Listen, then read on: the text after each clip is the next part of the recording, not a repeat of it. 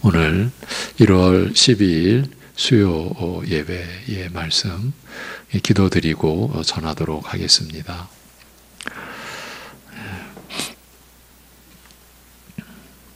생명의 근원이시고 그 능력의 전부가 되시며 온 땅을 주관하시고 온 역사와 모든 나라를 다스리시는 우리 아버지 하나님, 우리의 아버지 되어 주시기를 영원 전부터 작정하시고 아들의 죽음으로써 우리의 죄값을 치르게 하여 주시고 성령을 보내주셔서 양자의 영으로 우리 안에 영원히 거하게 하심으로 우리를 자녀 삼아주심을 감사드립니다.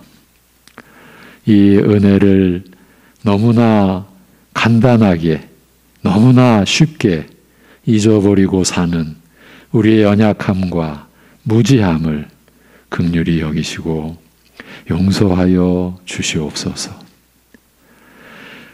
하나님의 말씀을 듣기보다는 자신의 소리에 귀 기울이고 이 세상에 헛된 그러나 뭔가 있을 것 같은 허망한 소리에 귀와 마음을 너무나 쉽게 빼앗기며 결국은 자신의 탐욕의 소리에 귀를 다 내어놓곤 하는 우리를 오늘도 불쌍히 여겨주시고 성령께서 긍휼히 여기사 인도하여 주셔서 하나님의 말씀을 듣게 하여 주옵소서. 하나님의 우리를 향하신 사랑의 그 말씀을 하나님의 음성으로 듣는 것 같은 믿음으로 오늘도 말씀을 우리가 사모하고 말씀을 들을 수 있게 하여 주옵소서. 아버지 하나님, 우리가 예배를 통해 하나님의 말씀을 받는 것이 그 말씀으로 은혜를 받음으로 인하여서 우리가 일상을 살아갈 때에 어디에 있든지 우리의 육신의 무엇으로 사는 게 아니라 하나님의 입에서 나오는 그 말씀으로 우리가 사는 것을 기억하고 잊지 않고 그래서 어디에서나 말씀을 가지고 묵상하고 말씀을 생각할 수 있는 믿음의 사람들로 우리 교회의 가족들 자라갈 수 있도록 은혜를 베풀어 주시옵소서. 그리하여서 하나님의 말씀은 외면하고 세상의 소리나 내 내면의 소리에 귀 기울여 낙심하고 절망하고 또 헤매며 살지 않게 하여 주옵시고 우리에게 사랑을 주시고 소망을 주시고 위로를 주시고 은혜를 주시는 주님의 말씀을 귀 기울이고 그리고 늘 사모하며 살게 도와 주시옵소서. 예수님의 이름으로 기도하옵나이다. 아멘. 누가복음 6장 39절에서 49절입니다. 누가복음 6장 39절에서 49절이 본문이고 나무는 각각 그 열매로 아나니 나무는 각각 그 열매로 아나니 이 제목으로 누가복음 6장 39절에서 49절을 본문으로 말씀을 전하겠습니다. 평상시와는 달리 오늘은 조금 본문도 길고 수요 예배에 나누는 말씀의 그 분량도 조금 오늘은 더한 그런 시간입니다. 39절에서 49절 제가 봉독하겠습니다. 또 비유로 말씀하시되 맹인이 맹인을 인도할 수 있느냐?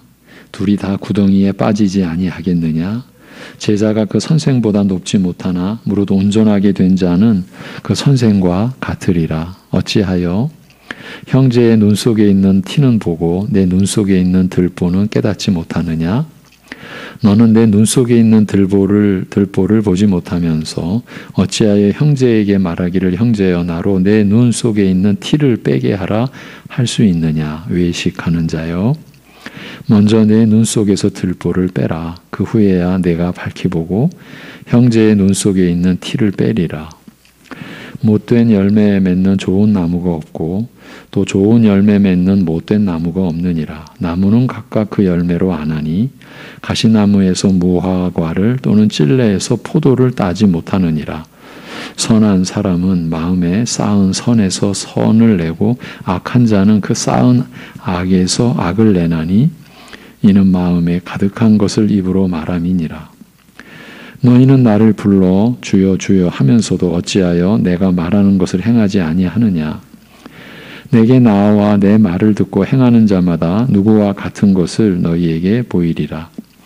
집을 짓되 깊이 파고 주추를 반석 위에 놓은 사람과 같으니 큰 물이 나서 탕류가 그 집에 부딪히되 잘 지었기 때문에 능히 요동하지 못하게 하였거니와 듣고 행하지 아니하는 자는 주추 없이 흙 위에 집 지은 사람과 같으니 탕류가 부딪힘에 집이 곧 무너져 파괴됨이 심하니라 하시니라. 아멘. 예. 나를 미워하고 핍박하는 자를 사랑하고 선하게 대하되 아무 보상을 바라지 않고 베푸는 자. 우리 신자들이 이제 되어져가는 사람됨이 이러한 사람이 되어야 된다. 예, 지난 시간의 말씀이었습니다. 원수를 사랑하라. 예. 있을 수 없는 일이죠. 예. 우리 신자의 그 사람됨에 대해서 하나님께서 기대하시는 모습입니다. 예. 하나님께 택함을 입은 자, 이 세상에서 구별된 자들 아닙니까? 그러한 우리에게, 여러분에게 하나님이 말씀하시는 여러분이 이루어질 상이 이러한 모습인 거죠. 나를 미워하고 핍박하는 자를 사랑하고 선하게 대하되 아무 보상을 바라지 않고 베푸는 자는 모든 것을 잃는 것 같아도 그 모든 것을 잃는 것 가운데는 자기 중심, 자아, 자존감, 자존심 다 포함되는 거죠.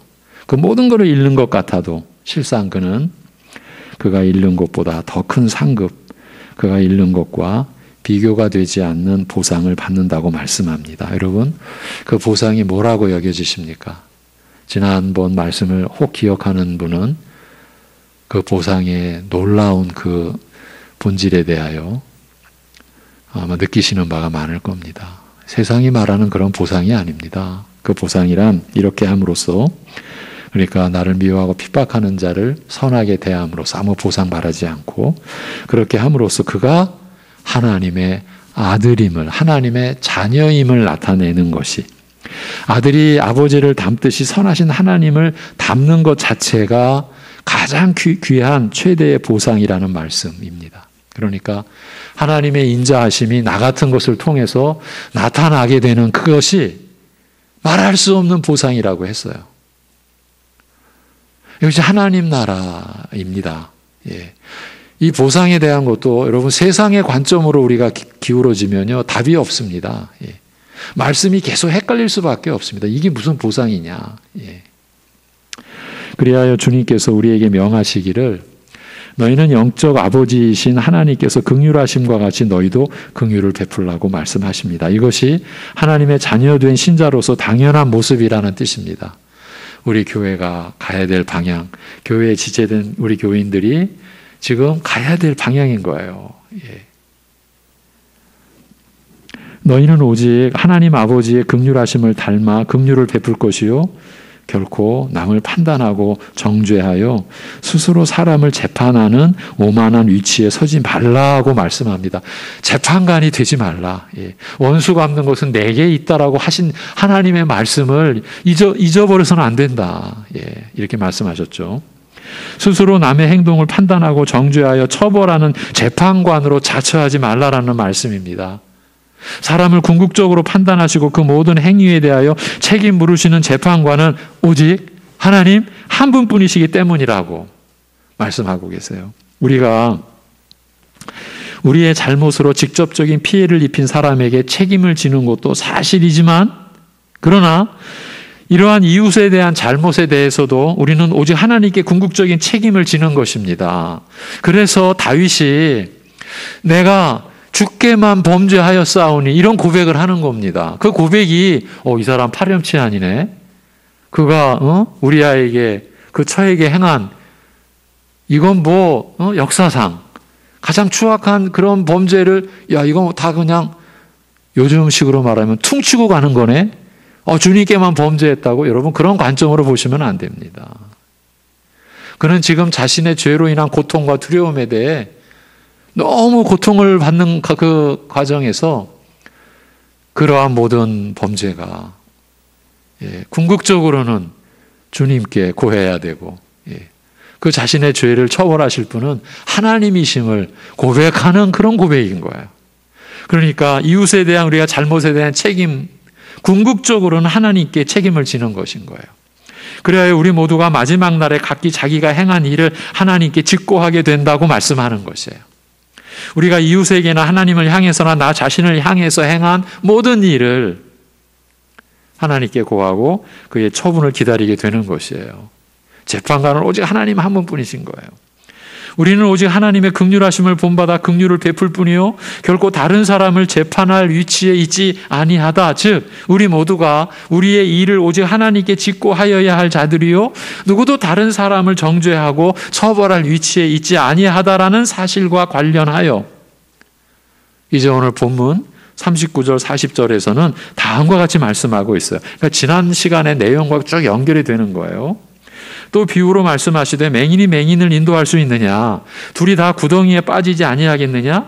제자가 그 선생보다 높지 못하나 무릇 온전하게 된 자는 그 선생과 같으리라. 맹인이 맹인을 인도할 수 있느냐라는 반문은 결국 우리는 다 맹인 같아서 누구도 다른 사람을 인도하거나 가르칠 위치에 있지 않다, 있지 못하다라는 사실을 우회적으로 지적하신 말씀이지요. 우리는 지혜와 지식에 있어서나 도덕적 성품이나 영적 자질에 있어서 도저히 남을 가르칠 위치에 있지 못합니다.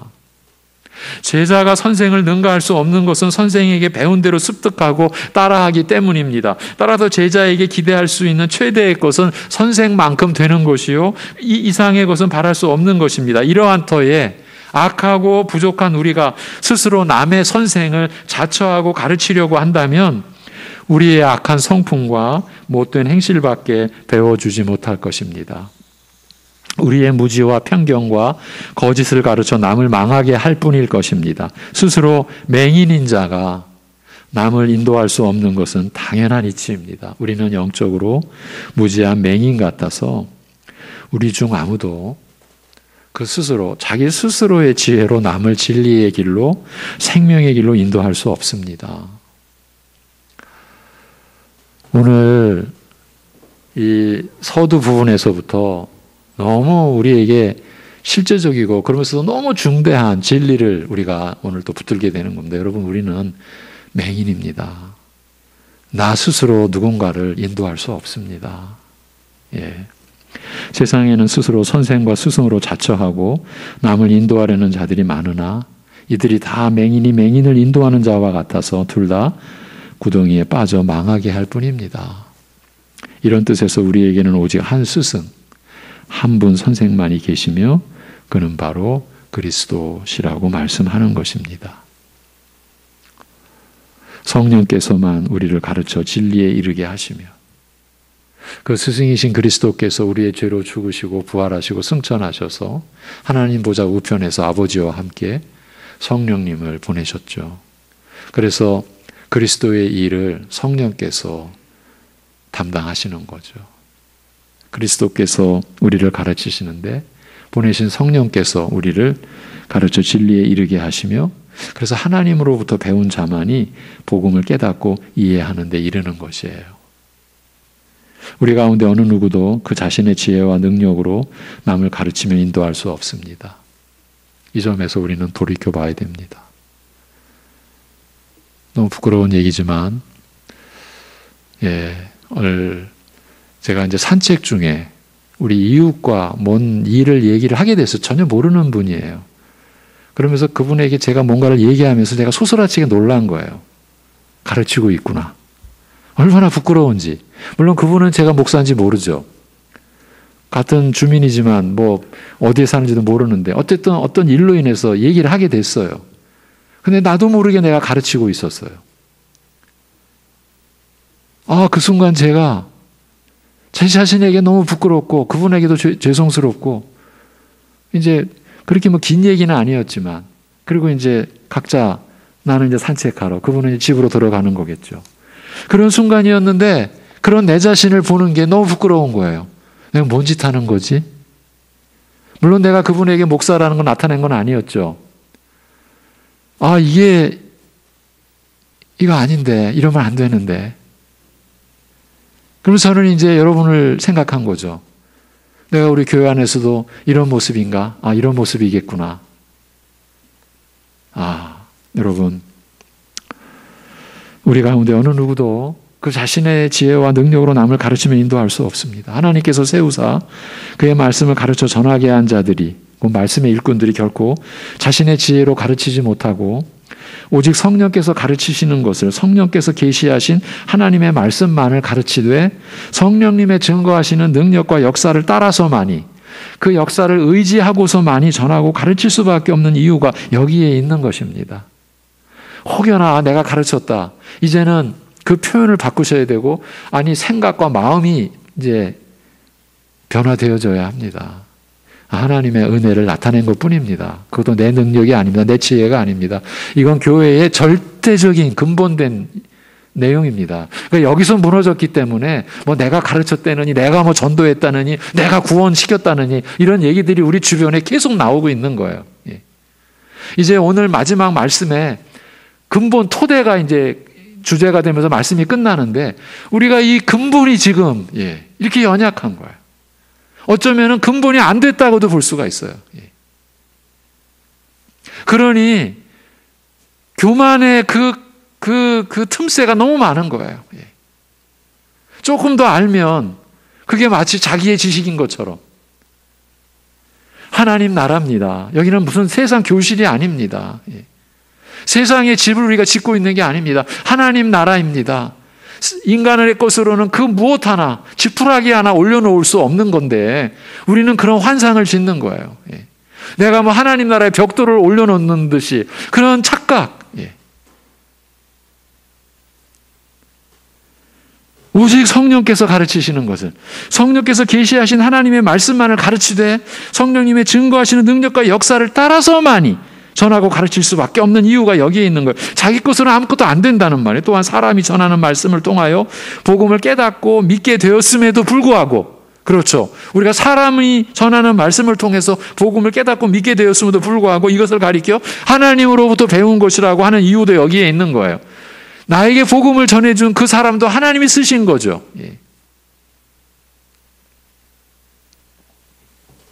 여기서 자칫 잘못하면요. 하나님 나라인 교회 안에 사람과 사람의 어떤 주종 관계가 기묘하게, 교묘하게 주종 관계가 교회 안에 세워져 가는 거예요. 여러분, 그런 관계에 들어가시면 안 됩니다. 그런 관계를 이끄는 자, 여러분, 그건 하나님이 판단하십니다. 성도로서 여러분이 또 그런 관계에 끌려가시면 안 됩니다. 불행해집니다. 그리고 그 불행의 그 영역은 얼마나 될지 모릅니다.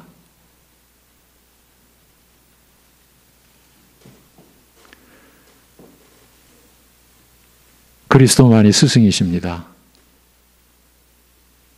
우리의 영적 어두움과 무지와 우둔함이 이러함에도 불구하고 얼마나 남을 가르치기를 좋아하는지에 대하여 다음과 같이 말씀합니다. 어찌하여 형제의 눈 속에 있는 티는 보고 내 눈 속에 있는 들보는 깨닫지 못하느냐. 너는 내 눈 속에 있는 들보를 보지 못하면서 어찌하여 형제에게 말하기를 형제여 나로 내 눈 속에 있는 티를 빼게 하라 할 수 있느냐. 외식하는 자여 먼저 내 눈 속에도 들보를 빼라.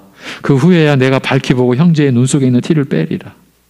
얼마나 가르치기를 좋아하는지 그 점을 지금 지적하고 나오신 거예요. 자신에게 있는 들보와 같은 중대한 문제를 보지 못하는 자가 남의 사소한 문제를 보고 고치려 드는 태도를 두고 말씀하신 것이라 할 수 있어요. 제가 방금 전 저의 부끄러운 얘기를 한 게 그 이웃의 사소한 거를 제가 가르쳤어요. 그러면서 내가 느낀 거예요. 이거 내가 뭔가 잘못하고 있는데. 자신에게 들보와 같은 근본적인 문제가 있는 것도 스스로 의식하지 못하는 자라면 이처럼 영적으로 우매한 자가, 그 영적 눈이 감기운 맹인 같은 자가 어찌 소톨같이 세세하고 미세하며 복잡한 문제, 까다롭고 미묘한 문제를 제대로 보고 파악하기나 하겠으며 그 문제에 대한 처방을 제대로 제시할 수나 있겠습니까? 치료는 고사하고 눈 감고 칼을 휘두르는 무식한 의사같이 남의 영혼을 죽이지는 않으면 다행일 것입니다. 예수님께서 이 말씀을 하실 때에는 모든 거짓 선생들을 염두에 두셨겠으나 특별히 당시에 이스라엘의 영적 지도자들, 스스로 다른 사람을 가르쳐 의와 영생에 이르게 하는 선생으로 자처하던 서기관들과 바리새인들, 하나님의 말씀의 참뜻을 오해하고 잘못 가르침으로써 애매한 사람을 배나 지옥의 자식이 되게 하는 그들을 의식한 것으로 보입니다. 여러분, 예수님 당시에 그 사회의 그 상황, 교회의 상황이 2000년이 지난 오늘날 다르겠습니까?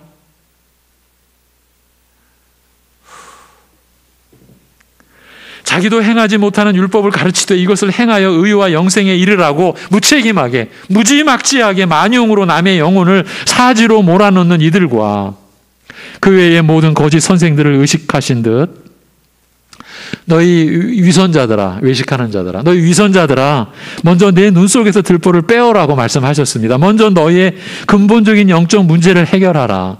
내 자신의 근본 문제가 해결되지 않아 마치 들보가 눈을 가려 아무것도 보지 못하게 하듯이 아무것도 제대로 볼 수 없는 내가 어찌 남의 문제를 제대로 파악이나 하겠으며 더욱이 남을 가르치고 인도할 수 있겠는가? 먼저 내 자신의 근본적인 영적 문제가 해결되어야 내 영적 어두움과 무지를 밝혀 복음의 진리를 보게 하시는 성령의 가르치심의 은혜를 알고 나서야 모든 것을 밝히 보고 다른 사람의 문제가 그들에게 참으로 문제가 되는 것이 무엇인지 분명히 알고 또한 가르칠 수 있으리라.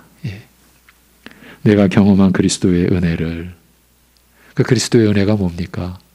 자신의 근본적인 영적 문제를 드러내 주시고 그 문제가 문제인 것을 깨닫도록 통렬한 고통과 아픔을 주시고 그 안에서 회개하고 엎드려 회복하게 하시는 은혜를 따라 이제 보게 된 그 은혜, 그게 그리스도의 은혜죠. 그리스도의 은혜를, 그 하나님의 사랑을 증거할 수 있으리라. 내 들보를 빼라. 너의 영적 근본적인 문제를 네가 먼저 깨달아라. 이런 말씀이죠. 스스로 알지도 못하는 것을 가르치는 위선자, 남을 가르치고 인도하는 선생과 지도자가 되려는 욕망이 가득하여 스스로를 위장하는 거짓 선생들을 경계하신 말씀이라고 할 수 있어요. 제가 언젠가 한번 말씀을 드렸어요. 제가 이제 지난날 돌이켜보면요, 제 그 후배들 어떤 계기로 이제 신학교를 가게 되고 말씀의 종으로 이렇게 가는 그 관문에서 경험한 것 중에 하나가 놀랍게도 교만해져요. 이 무서운 시험이에요. 자기는 분명히 말씀의 종으로 부름받았다는 확신을 가지고 삶을 정리하고 이제 신학을 준비하고 하는데, 그런 과정을 이제 제가 이제 도움말을 주고 같이 기도하고 인도하는데 어느 순간 너무나 교만해져 있는 모습에 제 자신도 놀라는 거예요. 그리고 나를 또 보게 되는 거. 나도 저랬겠구나. 아니, 내가 저랬구나. 그래서 그 후배를 붙들고 간곡히, 지금 내 문제를 봐라. 안 보이거든요. 안 이미 그쯤 되면은 안 들려요. 그리고 이제 그런 권면을 주면은 헤어질 준비를 해야 돼요, 저는. 왜? 떠나갈 것이 뻔하니까. 그게 안 보이거든요, 벌써. 사실 누가복음 6장 36절 이하의 내용은 스스로를 위장하는 위선자, 거짓 신자의 모습에 대하여 말씀하고 있다고 할 수 있습니다. 참으로 하나님께 속한 자녀는 아버지의 선하심과 긍휼을 닮은 모습을 나타내어 긍휼을 베풀지만, 하나님께 속하지 않은 자, 하나님의 자녀가 아니면서 스스로 위장한 자들은 스스로 의로운 자로 행세하여 다른 사람을 무자비하게 판단 정죄하며 용서할 줄 모르는 무정한 모습을 보입니다. 이것은 그가 죄인을 용서하시는 하나님의 긍휼을 경험하지 못하였기 때문이라 할 수 있습니다. 그러면서도 그는 자신을 높여 남을 재판하는 자여 남을 가르치고 인도하는 선생으로 자처하나 실상은 자기도 알지 못하고 행하지 못하는 것을 가르치고 요구하는 위선자죠. 거짓 선생에 불과한 겁니다. 그런데 여러분, 이게 간단치 않은 게 그렇게 나서는 사람들에게 속는 거예요. 본인도 속고요. 주변도 속아요. 그의 어떤 열심, 그의 어떤 뛰어난 뭔가에 사람들은 또 걸리는 거예요. 걸려. 예. 뭐가 있는 것 같이 보이는 거죠. 세상이 그렇잖아요. 포장하고 뭘 과대적으로 뭘 하고 하는 거에 대해서 우리는 그런 거에 너무 익숙해요. 예. 때로는 저거 뻥이라고 하면서도 끌려가듯이 영적인 면에서도요. 그렇게 되는 경우들을 우리가 숱하게 경험해 오지 않았습니까? 이러한 사실과 관련하여 본문 43절 이하에서 비유로 다음과 같이 말씀하고 있습니다. 못된 열매 맺는 좋은 나무가 없고 또 좋은 열매 맺는 못된 나무가 없느니라. 나무는 각각 그 열매로 아나니 가시나무에서 무화과를 또는 찔레에서 포도를 따지 못하느니라. 선한 사람은 마음에 쌓은 선에서 선을 내고 악한 자는 그 쌓은 악에서 악을 내나니 이는 마음에 가득한 것을 입으로 말함이니라. 못된 열매 맺는 좋은 나무가 없고 또 좋은 열매 맺는 못된 나무가 없느니라는 말씀은 모든 나무는 그 본질에 따라 그 본질에 상응하는 열매를 맺는다는 말씀입니다. 그렇기 때문에 우리는 나무가 맺는 열매를 보고서 그 나무가 어떤 나무인지를, 즉 그 나무의 본질을 알 수 있다고 말씀하신 거예요. 신뢰를 들어 확인하기를 우리는 결코 가시나무가 무화과를 맺거나 찔레가 포도 맺기를 기대할 수 없다고 말씀합니다. 이 비유의 뜻을 설명하시기를 사람은 각각 그 마음에 있는 것을 밖으로 나타낸다. 즉 그 내적 본질을 따라 밖으로 행동한다라고 말씀합니다. 그 마음이 선한 사람, 그 내적 본질이 선한 사람은 선한 행동으로 그 마음의 본질을 나타내며 그 마음이 악한 자는 그 내적 본질을 따라 악한 행동을 한다고 말씀합니다. 사람의 선악간의 행동은 각각 그 마음의 본질, 곧 영적 본질을 나타낸 것이라는 말씀입니다. 하나님의 자비로우신 성품을 닮아 형제에게 자비로우며 긍휼을 베푸는가, 아니면 무자비하고 무정하며 교만한 모습을 보이는가에 따라서 그의 영적 본질이 드러난다. 즉 그가 참으로 하나님 아버지께 속하여 아버지의 성품을 담는 자녀인가 아닌가가 드러난다라는 말씀입니다. 여러분, 우리가 우리 자신을 이러한 말씀으로 비추어 봐야죠. 지난 21년 상반기 주일 말씀이 골로새서를 본문으로 해서 성품에 관한 몇 개월의 우리가 영적 씨름을 했습니다. 그 말씀을 전하는 저는 정말 강절한 심령으로 제가 말씀드렸어요. 제가 그 말씀을 두 번째 전하는 거라고요. 그러면서 제가 그때 그렇게 말씀을 드렸어요. 약 10년 전에 말씀을 전했습니다. 그때는 골로새서 처음부터 끝까지 전했었죠. 그때는 이제 작년에는 중간 부분만 전했는데 제가 여러분에게 이런 참 불편한 질문을 드렸습니다. 10년 전과 지금 우리 각자 자신의 성품에 있어서의 변화를 이 말씀을 가지고 한번 살펴보자. 봐야 됩니다라고 했어요. 10년 동안 아무런 성품의 변화가 없다. 외적으로 어떤 신앙생활, 어떤 소위 사람들이 말하는 열매를 드러냈다 하더라도 우리의 성품에 근본적인 어떤 다름, 변화가 없다고 만약에 내 스스로가 판단된다면 우리는 10년은 그냥 있었던 거예요. 저는 감히 이렇게까지 말씀을 드렸어요.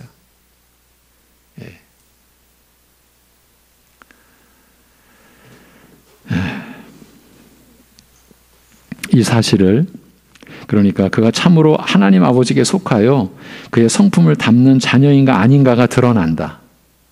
나무는 각각 그 열매로 안다라는 게 이런 의미입니다. 이 사실을 본문 46절 이하에서 다음과 같이 설명하고 있어요.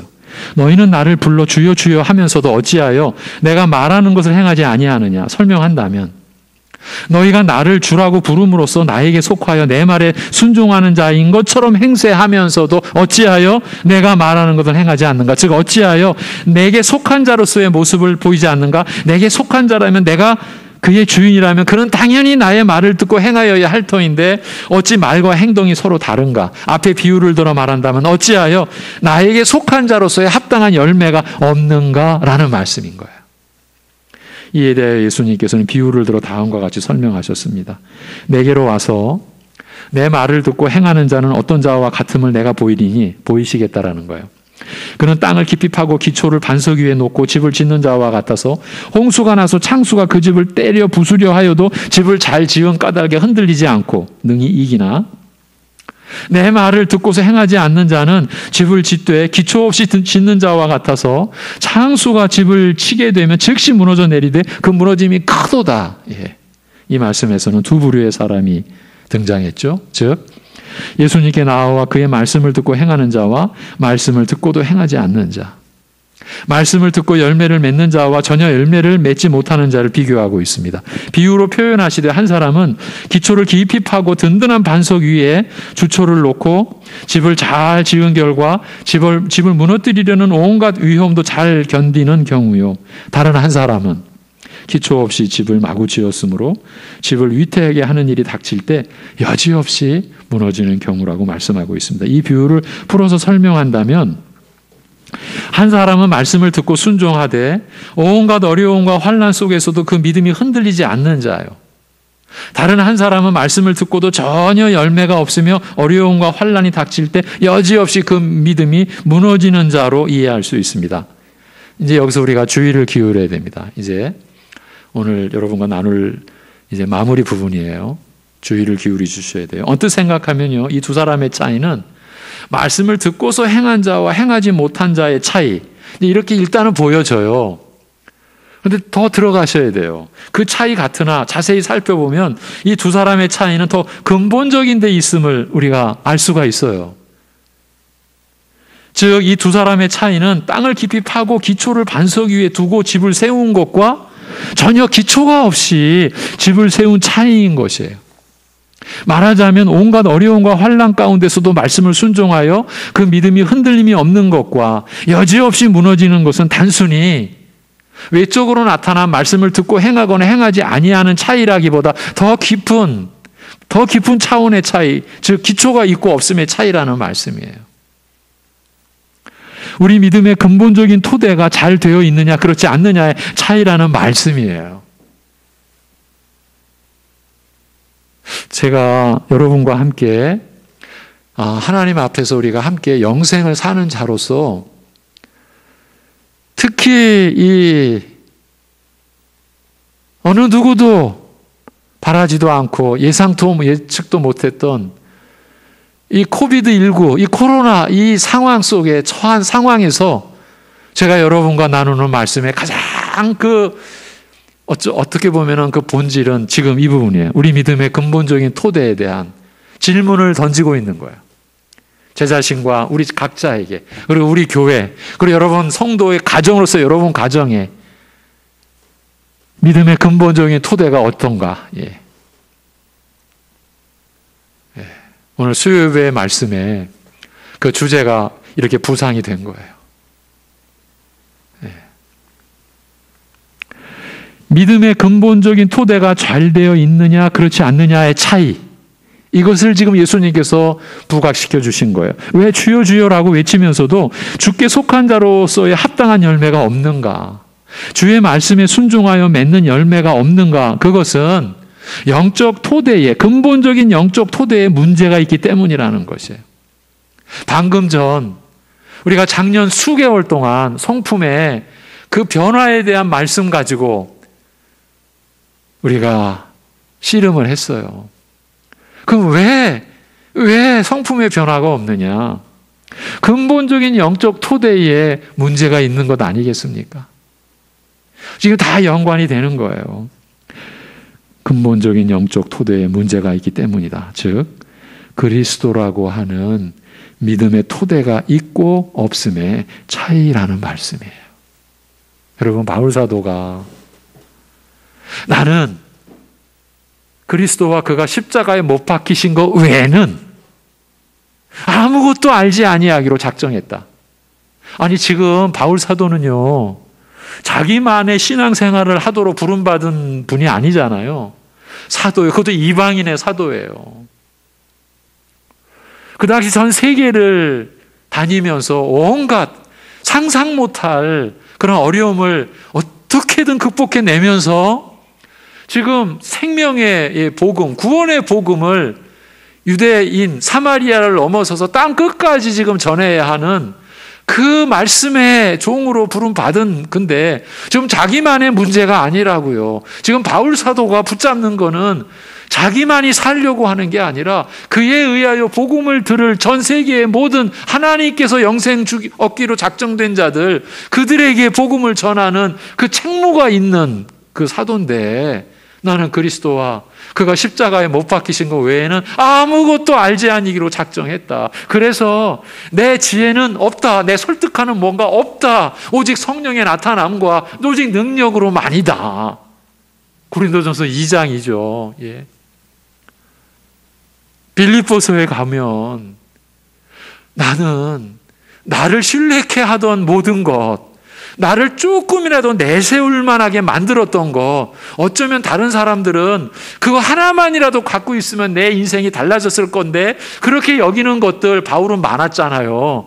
근데 그런 것들이 이제는 나에게 무익하다, 해로운 거다, 배설물로 여겨야 된다. 내가 그리스도를 발견하고 그리스도 안에서 발견되고 내가 그리스도를 얻고자 합니다. 아니, 지금 바울 사도가 지금 사도인데 지금 그리스도 얻고자 한다면 지금 어쩌라는 거죠? 그런데 바울 사도는 지금 사도로 지금 전 세계를 다니고 있는데도 여전히 나는 나를 내가 믿게 만들었던 거, 나를 신뢰하게 만들었던 거, 그래서 내가 좀 힘을 낼 만한, 나를 좀 드러낼 만한, 다른 사람들에게 좀 폼 잡을 만한 거, 그거 다 이제 나에게는 해로운 거, 이제는 무익하게 하는 거 배설물로 여기고 그리스도 안에서 내가 발견되고 그리스도를 얻고자.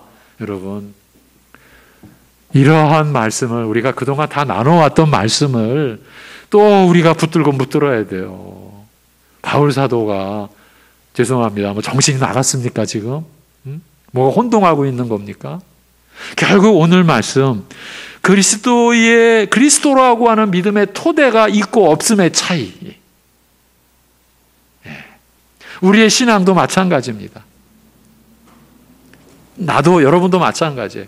이 토대가 있느냐 없느냐라는 거예요.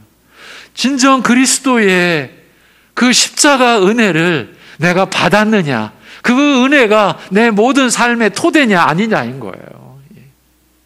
어쩌면 우리는 토대가 너무 많은 것 같은 생각도 들어요.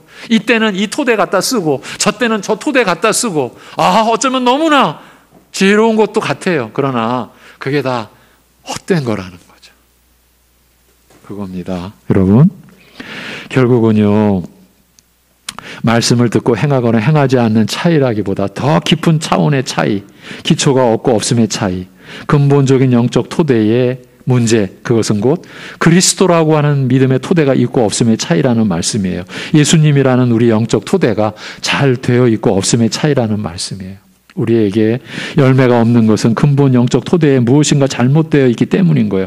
열매는 영적 본질이 밖으로 표현되는 것이기 때문입니다. 따라서 열매가 없다면 우리 영적 본질에 문제가 있다고 볼 수밖에 없는 거예요. 참으로 그리스도께 속한 자라면 그의 합당한 열매를 맺게 되기 때문인 거예요. 그의 거룩하고 선하신 성품을 나타낼 수밖에 없기 때문인 거예요. 우리는 하나님의 사람이에요. 가정의 지금 상황이 어떻든, 이 세상에서의 일과 위치가 어떻든 그리스도에게 속한 자로서 그리스도의 거룩하고 선하신 성품을 나타내고 있는가, 그걸 우리에게 각자 자신에게 물어야 되는 거예요. 그의 거룩하고 선하신 성품을 나타낼 수밖에 없기 때문이에요. 그리스도께 속한 자이기 때문에. 다른 곳으로 우리 인생의 성패를 우리가 따져 들면은 안 된다는 거죠. 예. 그의 거룩하시고 선하신 성품을 나타내는 일에서 내가 더 승하고 있는가? 내가 그렇게 되어져 가고 있는가? 그렇다면 하나님의 은혜가 내 안에서 역사하는 거죠. 그렇지 않다면요, 내 영적 토대에 문제가 있다라는 이 인식을 해야 되는 거죠. 예. 이런 사실을 예수님께서 친히 가르치시되, 요한복음 15장 포도나무의 비유에서 하신 말씀이죠. 나는 포도나무여 너희는 가지니. 그가 내 안에 내가 그 안에 있으면 이 사람은 과실을 많이 맺나니 나를 떠나서는 너희가 아무것도 할 수 없음이라 라고 말씀하셨어요. 여러분,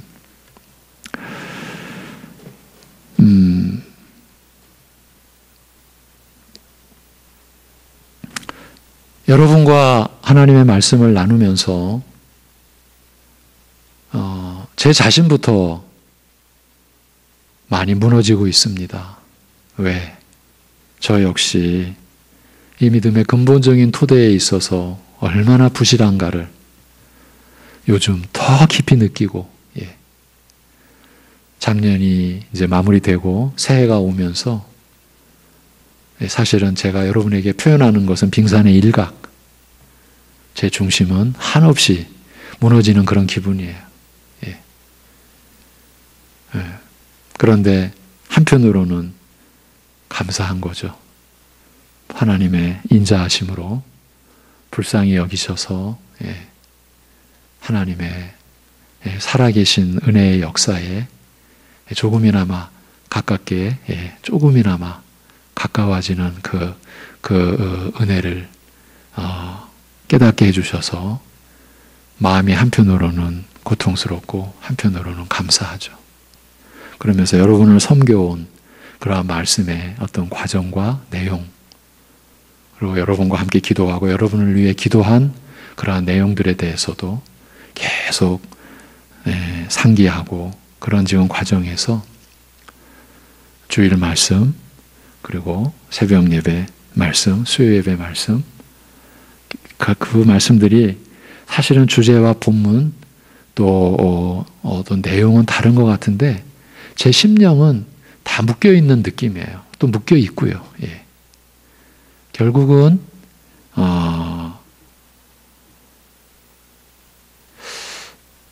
이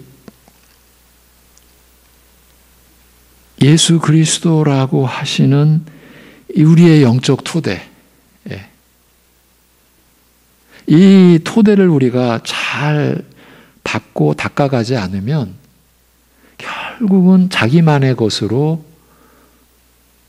이 은혜를 계속 내치고, 그래서 자기만의 신앙의 체계를 가질 수밖에 없게 된다라고 하는 무서운 그런 어떤 결론을 좀 보고 있는 것 같아요. 제 자신에게서도 그런 구석을 보고 여러분을 통해서도 그런 모습을 제가 보면서 어떻게든 자기만의 것으로 우리가 가서는 안 된다. 그리스도의 그 영적 토대 위에서 오직 그리스도와 그가 십자가에 못 박히신 것, 그 토대 위에서 우리가 서가지 않으면 안 된다. 그렇게 서갈 수 있는 것도 하나님의 인자하심의 은혜가 아니면 안 된다. 이런 생각을 요즘에 더 많이 하게 됩니다. 함께하지 못하는 많은 제한과 어려움과 아픔이 있는데 여러분들도 그런 이제 말씀을 하시는 분들이 계세요. 한 가지는 있습니다. 어려운 중에. 그게 뭐냐 하면 말씀에 집중할 수 있는 이상한 은혜가 있습니다. 다른 거를 못하니까.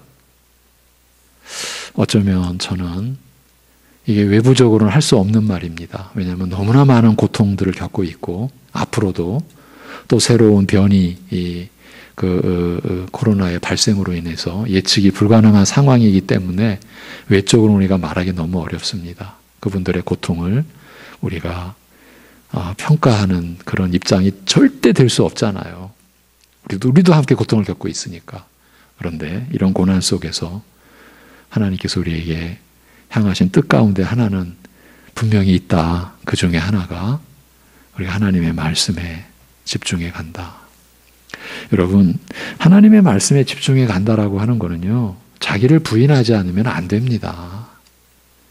그러니까 자기를 부인하지 않고 하나님의 말씀에 집중해 가면은요, 결국은 또 자기만의 것으로 또 그냥 변종, 신앙의 어떤 변종이 또 생기는 거예요.